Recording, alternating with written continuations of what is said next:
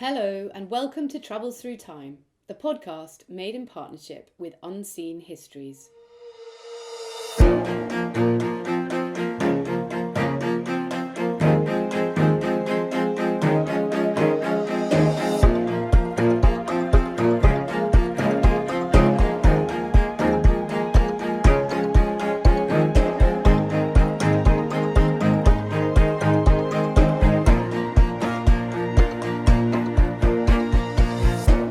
Hi there, I'm Violet Moller, and this week we are off on a long journey to ancient Egypt, at the moment when the young king Tutankhamun dies unexpectedly, throwing the country into confusion.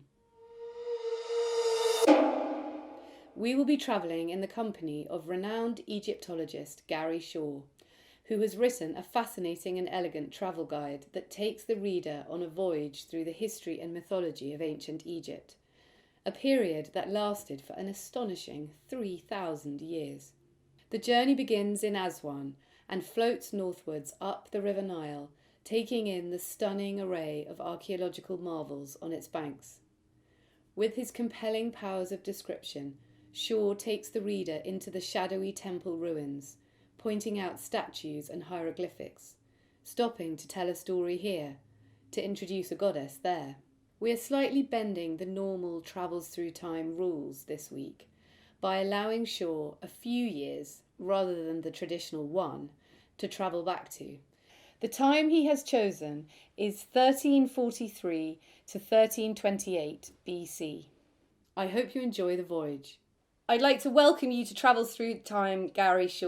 I'm very excited about our conversation today. We are going to be going to the magical world of ancient Egypt. And before we start our time travel, I was wondering if you could tell us a bit about yourself and what drew you to Egypt. How did you become interested in this subject?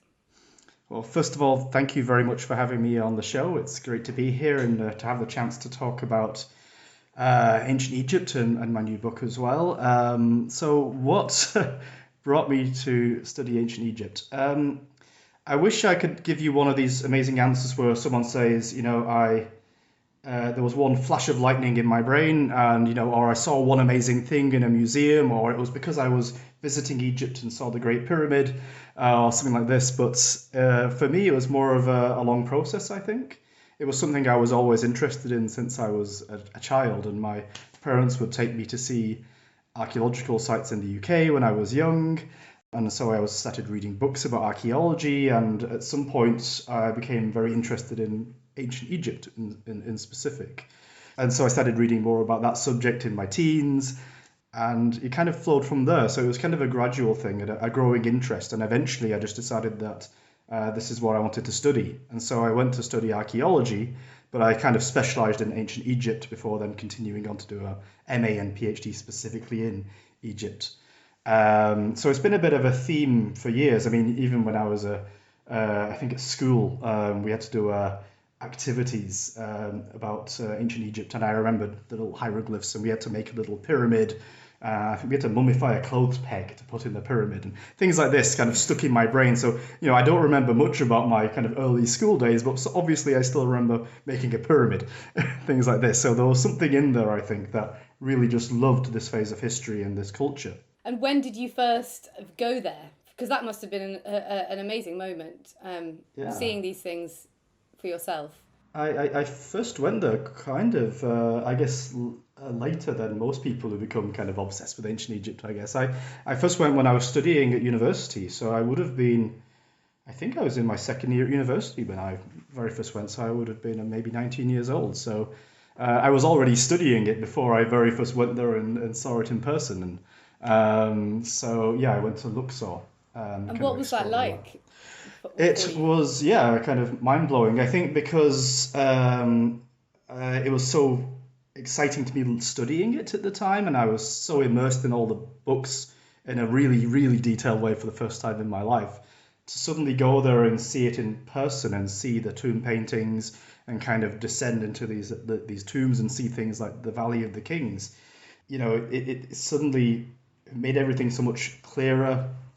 It's, you could start to get a sense of the kind of, the taste and the smell and the sounds of the tombs and the temples, and the feelings of just kind of just the immensity of some of these monuments and the artwork. So particularly like walking around the Temple of Amun-Ra at Karnak, the hypostyle hall there is so immense. These huge columns that are there standing, and just trying to picture what it was like in the past, as well as seeing what it's like in the present. And so that really, I think, just reinforced that I was really doing the right thing with myself. That, the fact that, I guess it's very, very unlikely, but I guess there is a danger I would get there and go, yeah, all right. Not realistically going to happen. But it's really nice that I got there and saw that, this is truly mind-blowingly amazing. This is, even just simple things like, getting on a boat and crossing the Nile. It seemed so beautiful and amazing seeing the sunshine and the ripples in the water and just the sounds of Luxor. And from there, I went back to Egypt, of course, many, many, many, many times after that. But still, it's every time I'm there and I see these monuments again, it has that same sort of feeling. One question I wanted to ask you, because we're going to talk in a bit more detail later about the actual period of history that ancient Egypt covers, sure. And it is in an enormous period of history, 3,000 years. Mm-hmm. So, these people are really distant from us in terms of chronology.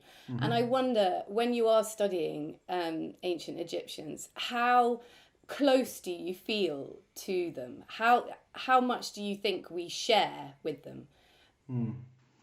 It's one of the hard things, I think, about studying an ancient civilization like this, is that you have to try to remove yourself from it, in the sense that their culture is very removed, as you say, and the idea is to try and put yourself as much as possible into the mindset, I find.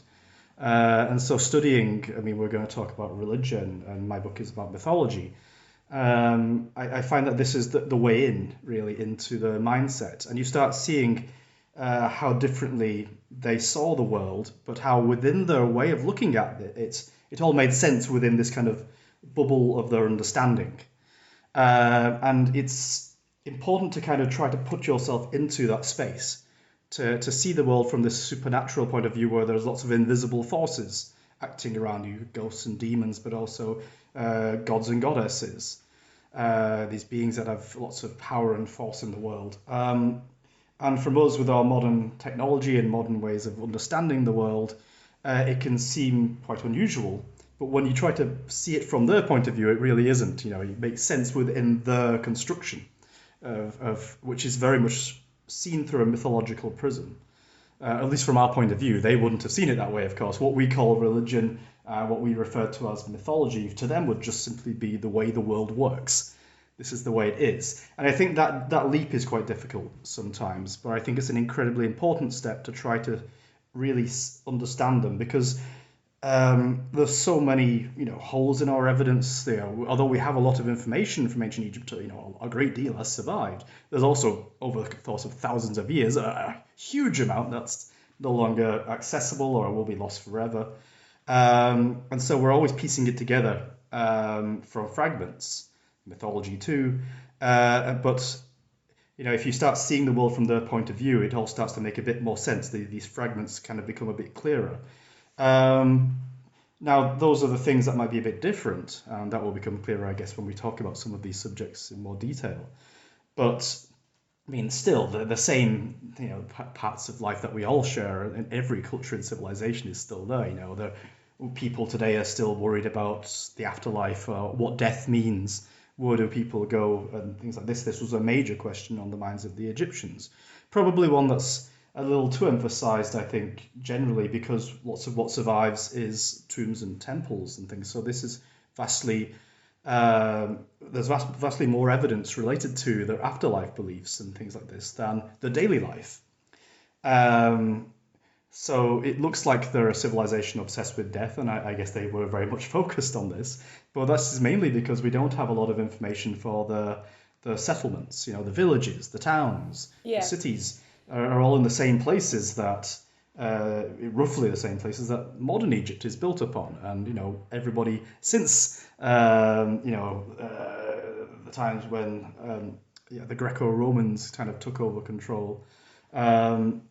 People have been living in that same space, and so our evidence is much more focused to the places in the deserts, like the tombs and things like this. And so it's their daily lives are kind of harder to reach for us than it is their afterlife beliefs. And how much do you think, in terms of things like agriculture and, as you say, the sort of everyday life, which would have taken up most people's time growing crops, and exactly. how different is that today in the Nile Valley? Do you think is there a massive difference, or are they growing the same kind of foodstuffs? Are they? Well, things will have changed. Of course, they're growing foods that weren't available in the times of the ancient Egyptians, and of course, there is the more modern techniques of farming, etc., that are around. Sure, but they're still dealing with the Nile rising and falling, and well, even that's different too now, because the construction of the Aswan High Dam stopped the flooding of the Nile, and so it's much more regulated and controlled now. So they're not quite at the same kind of mercy of nature as they used to have been. So this idea of a bad flood, too high, too low, that would have been a constant problem for the ancient Egyptians is no longer a problem now. But of course, modern Egypt is very much agriculturally an agricultural society still. You will find much of it, the area on the Nile is being used for farming as well.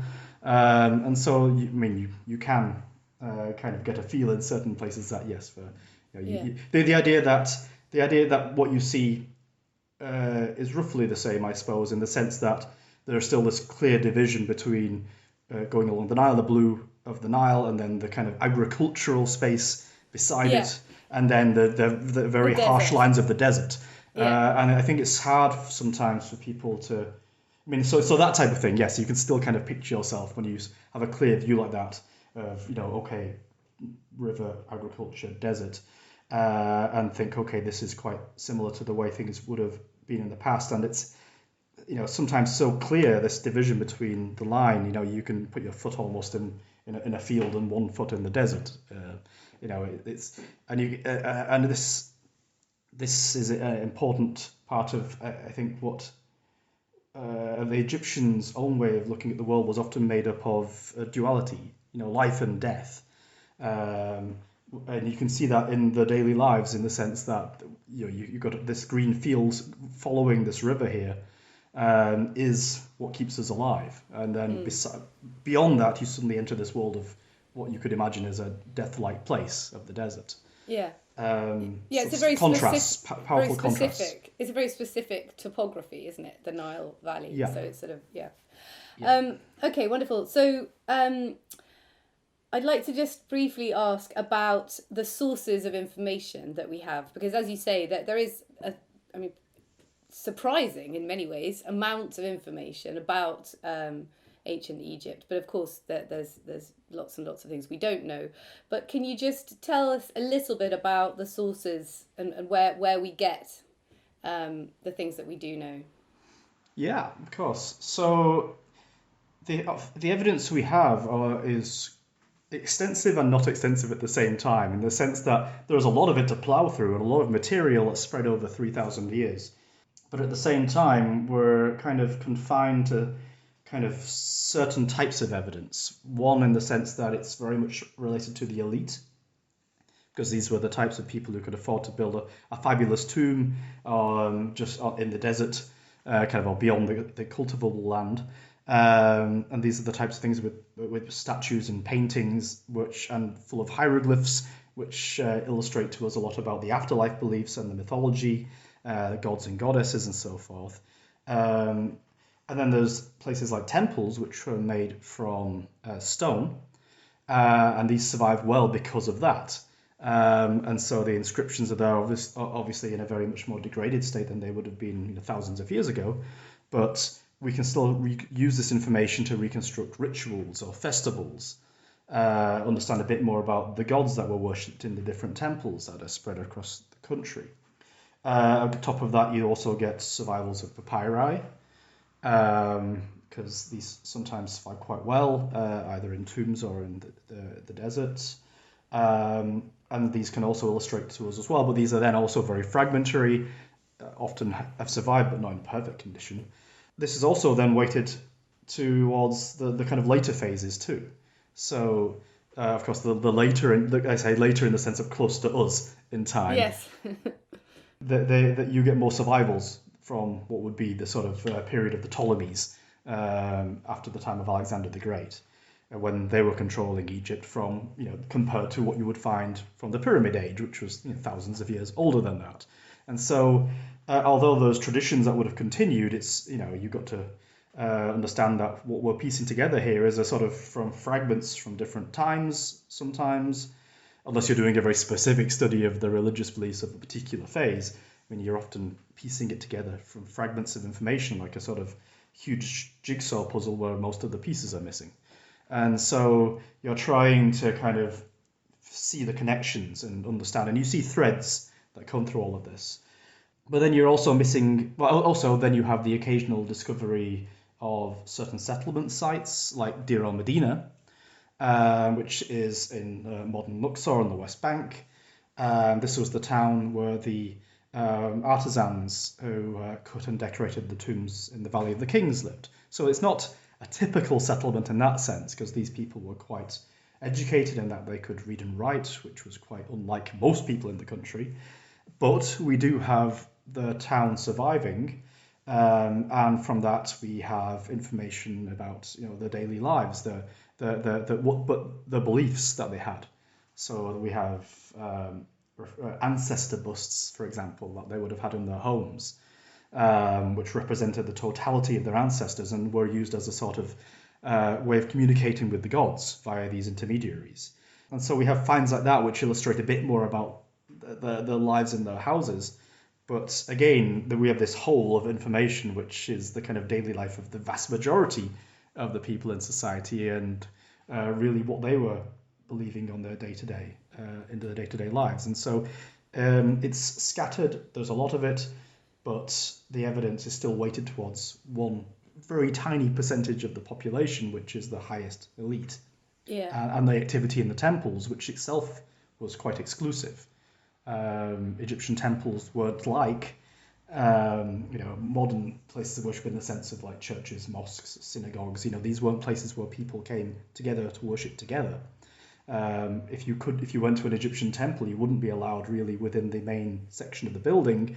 Maybe on a festival day, you'd be allowed into the first courtyard. But as far as going into the temple and getting near to the god, this wasn't allowed. And so... Oh, really? I didn't know that. Yeah, so yeah, it was yeah. very much a sort of closed sanctuary, as it were, just for the priests. Yeah, so you had to be the highest level of priest to get close to the god and perform the rituals before the god statue. It's less like a church and more like a palace. You can't just walk into a palace and go and march into the king's bedroom. The same way in the temple in Egypt, the god was being treated like the owner of a great palace. We use the word priests to talk about the people serving in the temples, but they were more like servants. The god's servants. They would, they would offer him food. They would change the clothing of the statue, and so this was all very much almost like a technical process that went on. The rituals had to be done the same way every single day to keep sort of the universe in a sense of balance and order. And so you had to, as a normal, this is for the great cosmic gods like Amun or Ptah, Ra. These were gods that were being looked after by the priests and made to feel good, because if the priests worshipped them and offered them food and clothed them well, they would treat Egypt well. Right. And so, this wasn't a case of people came together to worship the god in that sanctuary.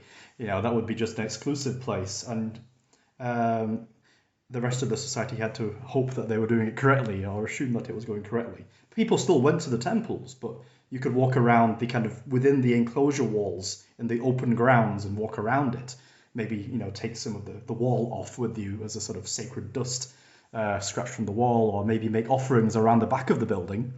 That is fascinating, because it's very different to our own traditions of The religion. Egyptians were very practical in this sense. They knew they couldn't get in to the sanctuary where the god was at the back. So normally in Egyptian temple, you progressed from what was a pylon gateway, an open courtyard, a hypostyle hall, and then the sanctuary at the back.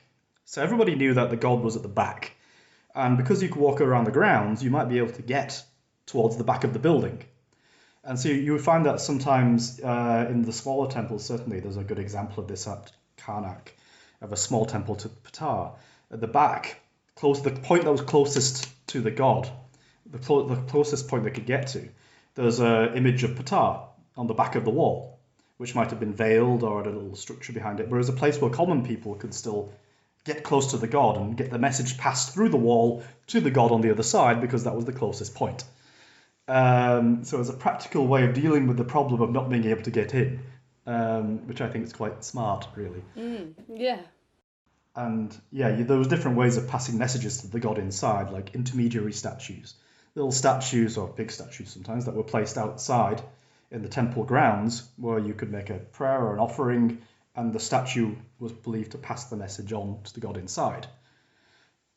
So yeah, and although there was even fun things like hearing ear stelae, which are just little stone slabs with ears on them, and so you could tell them your problem and then. Yeah, and it would magically go to the gods. Lovely. Okay, so I think now we should set off on our journey, and I'm going to ask you the question that we always ask our guests, but I have to say now that we have allowed a slight bending of the rules, because we are going so far back in history that 1 year alone is not going to be enough. So, Gary, if you could travel back in time, which period of years would you want to visit? Well, first of all, thank you for allowing me the freedom to move around a bit more in my time machine, because, yeah, a single year would have been quite difficult. So I'm going to be going back to 1343 BC, then taking a brief stop in 1333, and then jumping ahead a bit more to 1328. So it's all within a quite limited time frame, and it's all connected really with some very interesting developments in Egyptian religion and the time of Tutankhamun, and some big political changes. So that's one of the reasons I wanted to see this time. It was a difficult decision. You know, if you're giving me this time machine and asking me where can I jump to, of course, with thousands of years of ancient Egyptian history, there's plenty of things I'd like to see. I could have thought about going to see the construction of the pyramids, for example. That would have been quite exciting. There was a pharaoh, Ramses III, who was assassinated, and we have lots of information about this, and it would have been exciting to see the real details of that.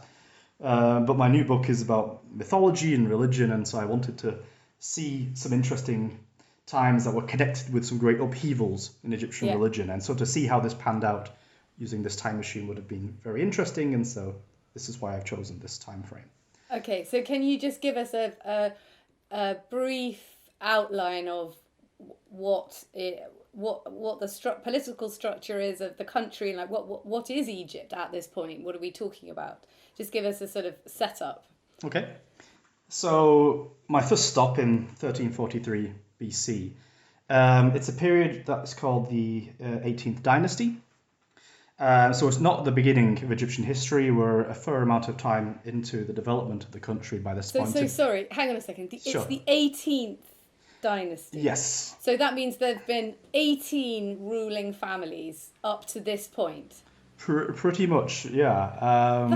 That's just mind blowing, isn't it? Yes, of course. We're if you think that, I guess the first kings, very roughly, would have been around 3050 BC. Amazing. We are now quite a long way after those initial days. I mean, we're quite a long time after the construction of the Great Pyramid. We're quite a long time after that time, which was the Old Kingdom, and things have moved on quite a bit. This is a time that is within a phase the Egyptologists refer to as the New Kingdom, and the 18th dynasty is the first dynasty of the New Kingdom. And the New Kingdom starts about 1550 BC. So we're progressing through this time, which is quite an important phase in Egyptian history, a time when we have a lot of evidence, a time when Egypt was really reaching its, I guess you could say, its peak of its power in many ways, in that Egypt at this point was quite influential on the world stage, in that this was a point when Egypt had been expanding in different directions, coming into much more stronger contact with neighboring cultures. The pharaohs were quite powerful. This is the period when we have the Valley of the Kings, and so it's quite a famous time that people have heard of. We have great temples being built that still survive as well. So I've already talked a bit about Karnak Temple at Luxor, the Temple of Amun-Ra. This was vastly expanded during this period. Lots of gold coming in through the control of Nubia, lots of tribute coming in through the control of parts of the Levant. So it's a very wealthy time for the Egyptian elite. Lots of the great fabulous tombs that survive come from this period. And because so much was being created at this time, lots of temples, tombs, lots of statues, lots of stelae, which bear inscriptions. We have a lot of information, and we can talk a lot about the kings. And the New Kingdom as a whole, which comprises the 18th, 19th, and 20th dynasties, this has a lot of famous rulers that people have heard of. So Ramses the Great, Ramses II, he's a king of the 19th dynasty. Tutankhamun, who we'll be getting to in a moment, he's a king of the 18th dynasty. Hatshepsut, who was a woman, a queen who became king. She was ruling in the 18th dynasty. Akhenaten, who we'll also be discussing, who reformed religion, which will be one of the major things we discuss. So this is a time that people, I think, would recognize in a way, because it's the times when it's the time period that you often see in documentaries on TV, or that books are often focusing on. So we're kind of in that phase at this point. And in 1343 BC, this is a point of great reform, or should I say restoration. Okay, so I think now let's go to your first scene, because I know that we're going to talk more about that. So can you tell us where are we going and what's happening? Okay, so I picked this time period, and we, of course, with anything in the ancient time chronology that we have here, there is going to be some, people will disagree about the years and things like this. Yeah. But We this have is a disclaimer that all dates are approximate. Right. All dates are approximate indeed. So at this point, Tutankhamun has come to the throne. This should be the beginning of his reign. He will be probably 9 years old at this time, 8 or 9, more like the 9 probably. And so we've got this very young king sitting on the throne of Egypt. And it's an important event because roughly about this time, approximately again, we have an important stele. So a huge slab of stone with a huge inscription on it. And it talks about Tutankhamun effectively restoring the country after a time of turmoil and the acts that he did to do this. And we're told that he's in a palace in the city of Memphis. So we can at least, it's often difficult to place a person in time and locations in the ancient world. So we can say that he made this decree when he was in Memphis, which was the ancient, most important royal city of Egypt, an administrative center that lasted for thousands of years. He's in the palace of Thutmose I, which is one of his ancestors. So this palace is probably 150 years old by this point. An old palace, old city. And he's there, and the stele talks about how Egypt had been in a state of, turmoil. The temples had fallen to ruin. Some had become sort of overgrown. The gods had abandoned the country and didn't answer you when you called upon them. If the armies were sent out, they were failing. So Egypt's in a bit of a state. And the fact that the gods have abandoned the country is particularly significant because it's so important to have the gods' favour for the Egyptians. In the Egyptian worldview, everything is a sense of balance and order, and you get this by appeasing the gods and the gods favouring the country. And if that's not happening, the situation has really collapsed. So Tutankhamun's restoration stele is about him and his efforts to try to restore order. And he talks about how he is rebuilding the temples, remaking the statues of the gods that had been destroyed or damaged. And he's trying to basically put everything back into a state of correction after this time of trouble. And to me, I mean, there's always you try your best not to do this, but it's difficult not to sometimes, to try and start picturing the scene. But you can kind of picture this kind of 9-year-old boy sitting on a throne, surrounded by these much older courtiers, trying to sort out this problem, and no doubt being influenced by them. So I think obviously a 9-year-old kid wouldn't have really been responsible for these kind of huge changes that were about to happen. I no doubt being influenced by the other people around him, and so I don't know that I always picture this with a sense of unease as this kid is being told, hey, you've got to kind of sort this out. We're going back to the way things used to be. This is significant because you have to then put it in context of what came before, and I think it's. I'll come to that, I guess, in a second, because that's also extremely important to understand why I've chosen this time frame. But so Tutankhamun is often, I guess, sometimes dismissed in a way, as being just famous for his treasures. They found his tomb. It's a sort of lucky event that his tomb survived almost completely intact. So he's just known for that. But actually, he did preside over an extremely important time in Egyptian history that where things could have gone in different ways. If he'd had a few different courtiers around him, if the things that had happened before him happened a little differently, if he'd gotten a bit older and then went back on some of the things that he was trying to restore in this proclamation, Egyptian history could have been very different. And so what happened before that you just said that was so important? Tutankhamun, his name is famous, but when he was born, he would have been known as Tutankhamun. And so his name is changed. And this is because he grew up at a time when Egypt's religion had been reformed, let's put it that way, by his father, or at least the person I think is most likely to be his father, a king called Akhenaten. Akhenaten was a quite unusual king, you can put it that way. At the beginning of his reign, everything seems reasonably straightforward and normal. He comes to power himself as Amenhotep IV. But very quickly he starts bringing to the front of Egyptian religion one particular god, one that had been kind of known but obscure beforehand, a god called the Aten. And the Aten is the physical sun disk we see in the sky, the round circle that moves across the sky. He starts really focusing the country's religious attention on this god, and sort of shoving aside or ignoring the other gods. And this gets more and more intense as time goes by. So he changes his name to Akhenaten in favour of the Aten. Where do you think this came from? Presumably it must have been sort of personal belief. It seems to be. I mean, it seems to be the case that, there's too much going on here, I think, for him not to have a personal obsession, I suppose, with this particular god and changing things and having his own ideas. I think that this is a slow build as well.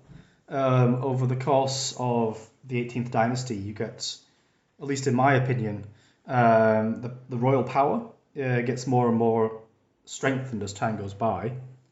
And so Akhenaten is born at a pretty powerful point for the kings to do probably more than they might have gotten away with earlier.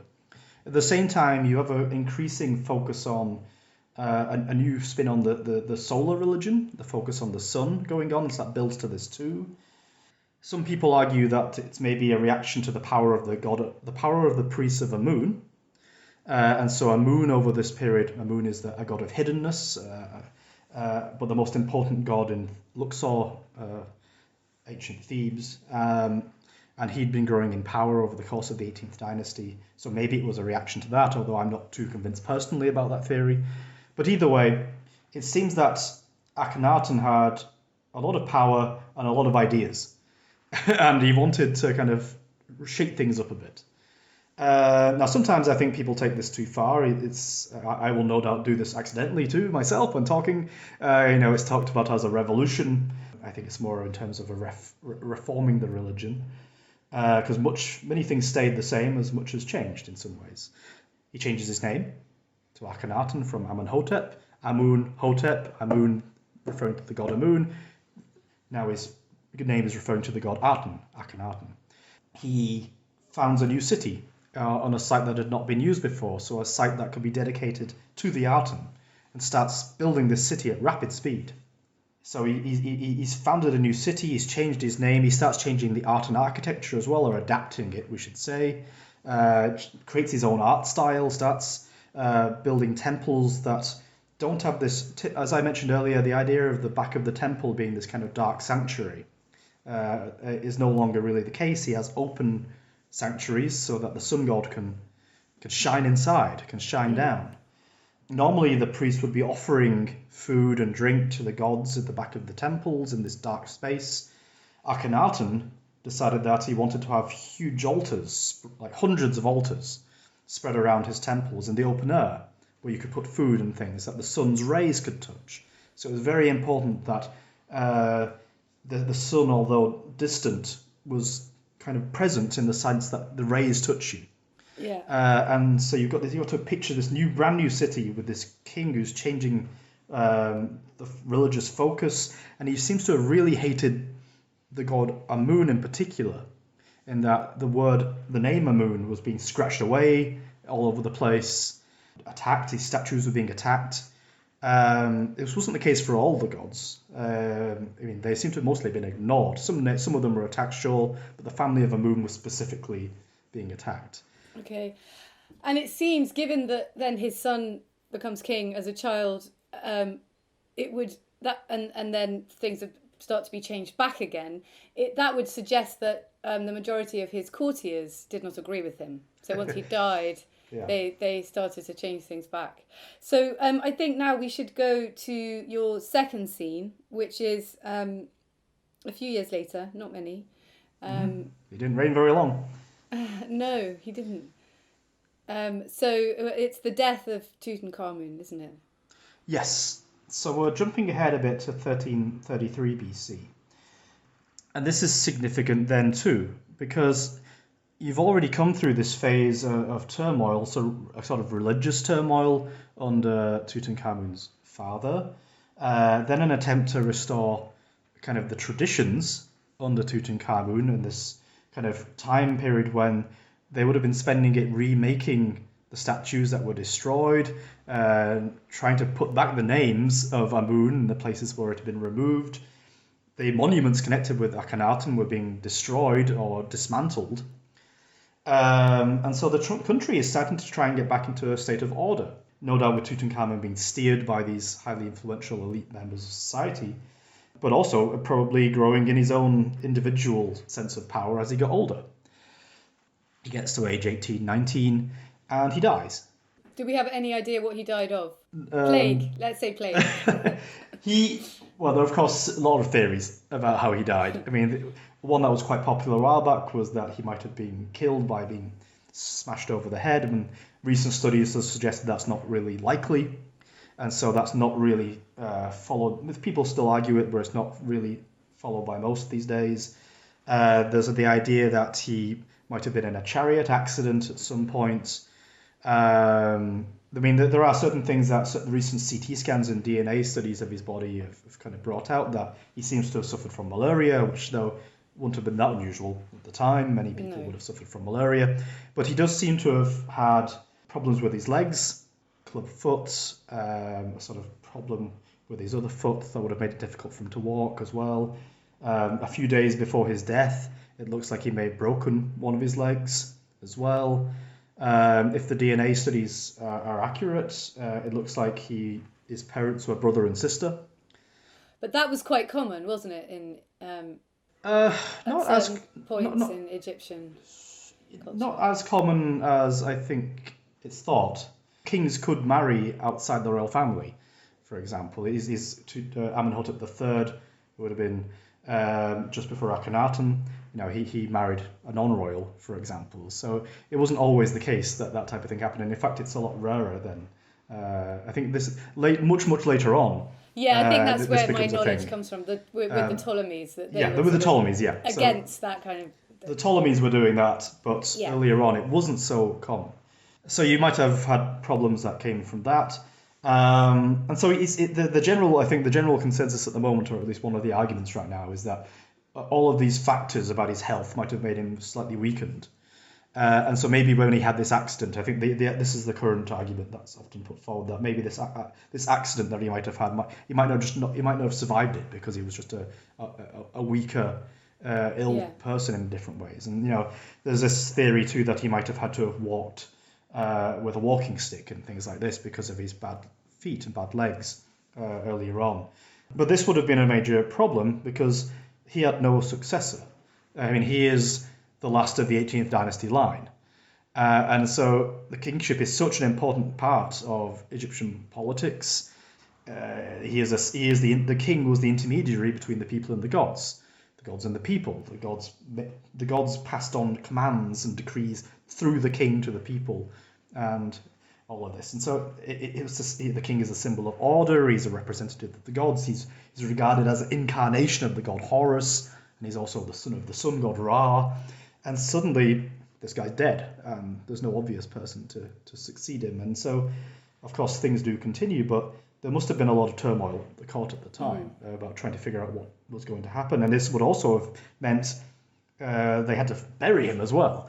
It seems that there was no tomb ready for him by this point. No. And so the tomb that is the famous tomb of Tutankhamun now is undoubtedly a tomb that was meant for a member of the elite rather than a king, that was adapted very quickly for the use of a king. And so it's very different from any of the other kings' tombs in the Valley of the Kings, because the king's tombs are normally much bigger. And they're normally a lot more... Mm-hmm. Is that why it hadn't already been opened up, do you think? Is that why it was sort of remained intact until 1922? No, the reason for that is a bit different. Again, it seems to have been, I guess, luck on Tutankhamun's part, in that over time it just got buried. The entrance got covered up. One, there's this kind of thing of the just general wind-blown sand and the desert and stuff, but there's also flash floods at various points, which bring a lot of debris down, and this can solidify and becomes quite hard to dig through and things like this. And so it seems that soon after, his tomb would have been kind of invisible. It would have been lost quite quickly by chance. Really, it wasn't. No one was specifically trying to do that. But later on, you had the tomb of Ramses VI being dug nearby. So this is in the 20th dynasty. And the workers who were working on that built their huts on this debris that had built up on top of Tutankhamun's tomb. And so further obscuring it from view. Oh my goodness, so it had been totally forgotten? Yeah, it had been completely covered up, completely lost, completely... to the extent that people were building on top of its site in ancient Egyptian times shortly after his death. And so it's this kind of combination of factors that meant that it was never really emptied later on. I mean, many of the royal tombs in the Valley of the Kings were purposely emptied. Many of them were robbed, but the priests at the beginning of at the end of the 20th, beginning of the 21st dynasty started removing the royal mummies and things like this from these tombs to hide them in another chamber, another kind of rock-cut tomb in the hills in Deir al-Bahri, which is an area in the hills there at Thebes, to kind of keep them safe. And also at that point to recycle, let's put it that way, some of the goods, some of the gold and things like this for themselves. But it was the hiding of the mummies that kept them safe, because these mummies were, well, there was a few different spots they hid them in, but these were only really discovered in the late 19th century. And also, I mean, it makes you think maybe there's still lots of stuff out there. Yeah, sure. Hidden. There are people missing, kings missing, there are high priests and queens missing, and so there's probably other hiding spots out there still to be found. And are archaeologists actively looking for... Because presumably, the more the time that goes by, you were talking earlier about CT scans, and, with improvements in technology, we are able to revisit historical evidence and material and discover new things from it using new techniques and And I wonder if, are there sort of archaeologists right now traipsing around the Sahara with sophisticated equipment trying to find hidden tombs, or does it not work like that? Well, there is constant activity going on in the Valley of the Kings. Yeah, archaeological missions are working there using advanced technology to try and find other tombs that are there, because there's clearly plenty more still to be found out there. And this type of technology does help. It's not perfect, I suppose, in that it's sometimes hard to know if it's a rock cavity or natural space under the ground, or a tomb in some cases, because not every tomb is going to be a fabulous royal tomb. I guess it's unfortunate the name suggests that the Valley of the Kings suggests that it's just kings there, but there are lots of things in the Valley of the Kings that aren't necessarily kings' tombs. So you would get burials of material connected with mummification, for example, buried there in a small chamber. Or if you're but that could be equally interesting. Oh yeah, absolutely. But it will be hard to tell that type of thing from a natural kind of space in the rock under the ground, and so that's why the technology isn't so. So you might find these exciting things all over the place, but then you've got to look and excavate, and you might find that maybe it's nothing. Sometimes you might find it's something. So the technology is great, but it's not like a sort of hit X marks the spot type of thing. And so you still have to explore and keep digging and seeing what's out there. But it is going on. People are doing this. People are exploring different parts of the valley, and no doubt, there will be lots of great discoveries to be made, undoubtedly, still to be made. Because, as I say, there are tombs of mummification material. There are places that might be favoured courtiers. You even find animals buried out there, some of which might have been royal pets. So you never know what you might find in some of these places. Tombs of princes as well might be down there. So there's a lot of exciting things to be found, and maybe even another hidden cache of mummies that might be there, that they hid there at some point after the New Kingdom. So there's plenty there. Hello, it's Peter here. For some time now, we've been working in partnership with the visual historian Jordan Lloyd, and in particular, we've been telling you about Jordan's latest colorization work, which is portraits of Martin Luther King or the Beatles, landscapes of Antarctica, or architectural shots. One of my favourites is of the US Capitol building, for example. It shows it under construction in the year 1846 under a bright blue DC sky. It's something that you get from Jordan's photo that you do not get from elsewhere. Well, recently Jordan has launched a new project, unseenhistories.com. Unseen Histories exists to bring the very best of the past to life with the latest digital tools.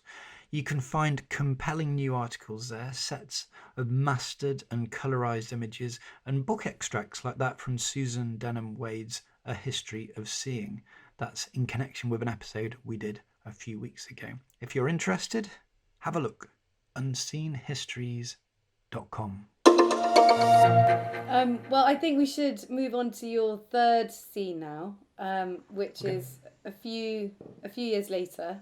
So we've just had the death of Tutankhamun, which would have caused problems, and him having to have a very quick burial. Quick in the sense that they had to amass the material to bury him with, finish off the tomb, adapt an existing tomb, and bury him after the mummification process, which normally took about, the whole process from the funeral, including the mummification, would have been about 70 days. And we're now jumping ahead to 1328 BC. And this is the coronation of Horemheb. And this is significant because it's kind of the end, I think, of this process that began with Tutankhamun, in that Horemheb is not a man of royal blood. And so I mentioned earlier that Tutankhamun was the last of the 18th dynasty kings. He had no surviving children. And so after him, the throne went to a man called Ai, who seems to have been somehow connected to the royal family. He was certainly a high member of the elite. He might have been the brother-in-law of King Amenhotep III, for example. So he seems to have had some connections, and some even think he was the father of the famous Queen Nefertiti, the wife of Akhenaten. Anyway, he became king, but he was very old. He only lasted about 3 years. So again, turmoil just kind of continues here. And so suddenly the crown goes to this military general, a man not of royal blood at all, a guy called Horemheb, who seems to have been influential under Tutankhamun as a military man, was even given this kind of role as deputy to the king, which kind of lined him up in some ways as a successor, a kind of almost named successor for Tutankhamun. At least this is the way Horemheb presents it. But this was a man who was not born to be king. In reality, he has kind of obscure origins. In fact, we know that he had built a tomb for himself at Saqqara, this major burial site near modern Cairo. And so he had a private tomb there for his life as a non-king. And then, of course, he becomes king later on. And his coronation inscription is quite interesting. He had a statue of him and his wife, which is now in Turin. And he's at pains to point out how he became king on there, where it talks about how the gods had always wanted him to be king. It had been ordained since he was a child, but they wanted him to have a bit of a career, effectively, beforehand, before they revealed him in this way. And, he served the king well in the palace. There's an interesting reference to the king. I think it's the palace getting into anger of some kind. And Horemheb being able to appease and calm the palace down. And so you have this sense of him kind of, being a voice in the palace that kept things smooth and running nicely. He then ends up becoming king, and this seems to be because it became the right moment for the gods to proclaim him this way, that he was the chosen successor. And so he goes to Luxor, ancient Thebes, and he takes part in what was the Opet festival, a great celebration connected with kingship. And he comes before the god Amun, and so the god Horus had chosen him to become king, a type of Horus from his hometown. Amun is accepting him as king. After becoming crowned, he starts usurping monuments. He starts taking over the monuments of Tutankhamun, scratching Tutankhamun's name away from things, putting his own name on it. He starts continuing the dismantling of anything from Akhenaten and the city of Amarna. Was that a normal thing to do, to start to scratch out the name of your predecessor? It does happen more often than it probably should have done. Kings did sometimes take over the monuments of their ancestors. Ramses II, the famous Ramses II, the Great, he did this a lot. And one argument is that this is updating the monuments. Another one is that, frankly, they were just stealing these old monuments and saying it was theirs. Did he then found a dynasty? Obviously, these inscriptions, he's very much, as new kings always have to, sort of setting out his credentials and trying to establish himself. And was he successful? Did he found a dynasty? He doesn't start his own dynasty. He's kind of a transition point. He's normally regarded as the last king of the 18th dynasty, although he's not of royal blood. But what he does do is he selects an important military general, a man called Ramses, to become the next king. And Horemheb himself doesn't have any surviving children, but Ramses already had a son and a grandchild, I think, by this point. And so what Horemheb is seeing here is the fact that there needs to be stability. Yeah. And so he's setting up a new line of military men. And he's effectively kind of then ensuring that, I guess the Egyptians would call it Ma'at, the sense of order in the universe, in the cosmos, was kind of going to be established after his death. And so this starts the 19th dynasty, which is a new phase in the time of Ramses to Ramses the Great and all this stuff. But at the same time, what Horemheb does before that is, by kind of removing Tutankhamun's name and usurping these monuments and things like this, he effectively starts erasing this phase from history. So in the official records, let's say, you get Amenhotep III, and then you got Horemheb. And so you're erasing from history Akhenaten, King Ai, Tutankhamun.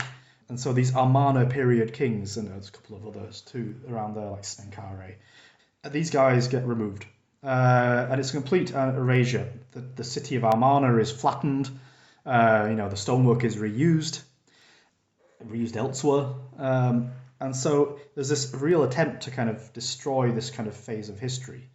It's quite ironic karma then, isn't it, that Tutankhamun's tomb is the most famous, in the modern world, by far the most famous mean, when you think about ancient Egypt, that's what you think about, is that death mask. Is that what it's called? Yeah, the golden mask. Yeah, Yeah. absolutely. Yeah. It is interesting that this, despite the attempts to kind of erase him from history, he is now the most famous of all the Of all of Egyptian them. kings.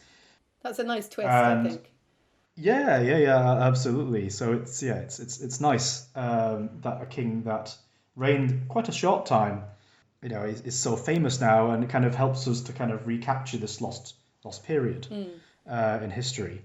But as I pointed out earlier, this time is not just about the treasures that have survived, but it's also about the kind of changes in society. End of a dynasty, the beginning of a new one, the erasure of a whole period, the reforms of a religion that were then gone back on under Tutankhamun, and the attempts to kind of restore the old ways. It's a very exciting period of history, but there are so many problems with it because of these conscious attempts that the Egyptians had to try and remove this part of history from existence. So not only do we have the normal problems of the lack of evidence from thousands of years ago, we have the fact that they were consciously trying to remove this period. Yeah. That definitely must add another layer of challenges to the historian. And it's from a religious and mythological point of view. It's also just exciting to see how the Egyptians were really wanted to go back to the old ways. Akhenaten had an experiment. He tried to kind of ignore the other gods and create this one focus on a god called the Aten.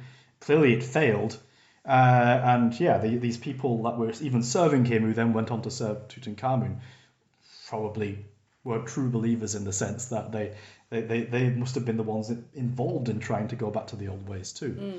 And so the power of the old religion, the power of this way of looking at the world, of the traditional gods, was such that everything went back to the way it was. Yeah. And Tutankhamun was the king during this phase. This was an important moment. And so it's good to emphasize that, as well as the death and treasure. Fascinating, and I think people. Well, I don't know much about ancient Egypt, and when you think about it, you sort of think it was one period, but of course it was, as we've said, thousands of years, and so I think there's really one question left that I have to ask you, which is, if you could have picked something up from one of these places that we've been visiting today, what would it be? So Tutankhamun was buried with a lot of staffs, which can also be interpreted as walking sticks. There's the potential that he did have trouble walking, and so it would have been interesting, I think, to maybe hold one of these, one that he'd used in life. And there is an example of one like this in the Egyptian Museum in Cairo. To me, it's more impressive than all of the treasures.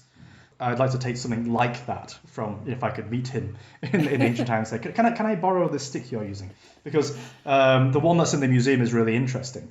It's not a treasure in the sense that it's not a golden mask or a piece of jewelry. It's a simple reed stick, and it's got a little golden cap put on it with an inscription on it that says the king cut this reed with his own hands when he was visiting this particular location.